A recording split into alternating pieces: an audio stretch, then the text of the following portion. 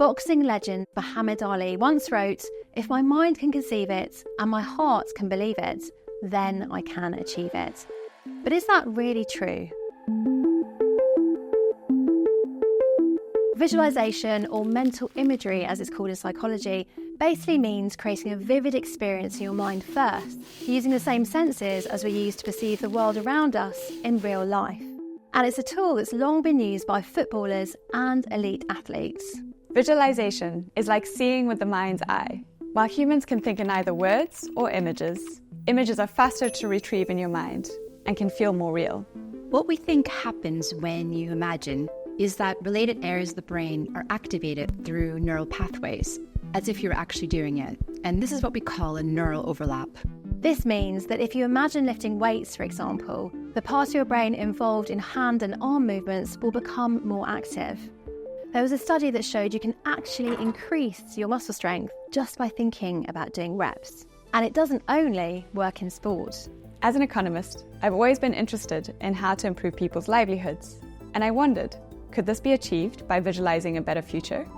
My colleagues and I worked with traumatized communities who had experienced poverty, violence, and adversity in Colombia and Ethiopia to teach them mental imagery. And the results really surprised us.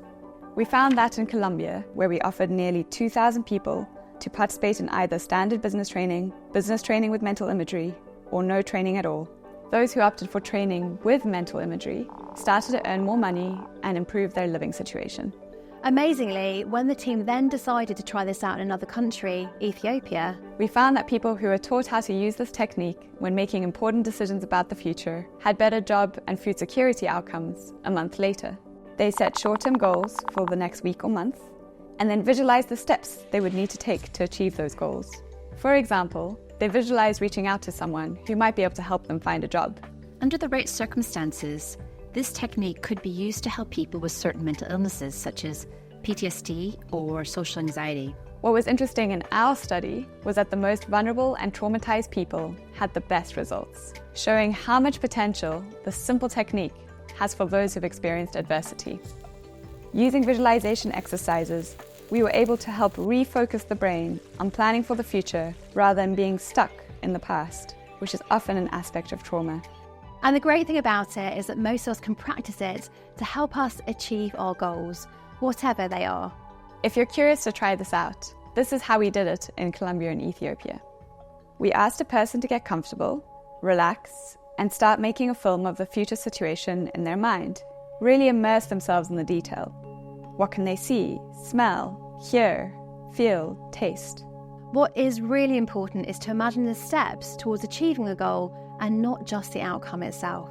This includes potential obstacles and the scenarios for how to overcome them.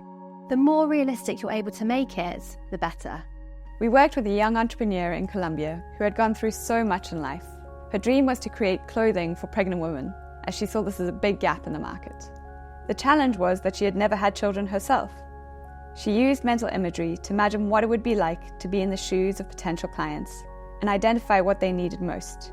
This really helped her empathize with her prospective customers and give her the motivation and self-confidence to start a great business. 1 year later, her business was thriving and she was able to employ others. Practice makes perfect. When you visualize every day, you can actually rewire the neurons in your brain so you think, feel, and perform better. So I use this technique in my everyday life. I use it before having a difficult conversation, say with my boss, and that helps regulate my emotions beforehand going in. This technique could be applied to so many different situations. I think once you start practicing it, you realize that it comes far more easily in your daily life. We can all capitalize on this, and the more we use it, the more we can improve it. It may seem like such a simple skill, and yet it's almost like a superpower. Tapping into the amazing abilities of our mind can really help us achieve the future we've always wanted. Thanks for watching. If you enjoyed that, be sure to check out these videos next. And if you haven't already, hit the subscribe button and click the bell to get a notification each time we upload a new video.